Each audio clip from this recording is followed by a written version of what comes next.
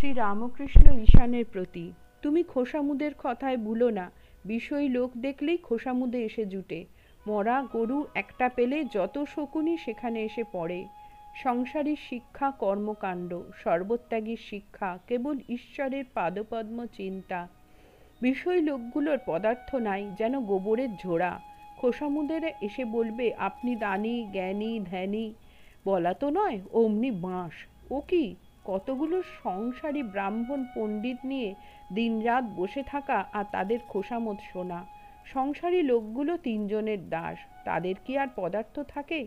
মেঘের দাস, টাকার দাস, মনিবের দাস।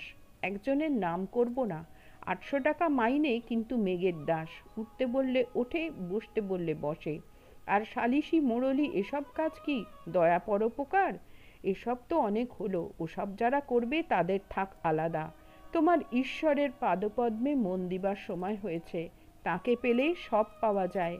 আগে তিনি, তারপর দয়া পরোপকার, জগতের উপকার, জীব উদ্ধার। তোমারও ভাবনায় কাজ কি? লঙ্কায় রাবণ মলো, বেহুলা কেঁদে আকুল হলো, তাই হয়েছে তোমার। একজন সর্বত্যাগী তোমায় বলে দেয় এই এই করো, বেশ হয়।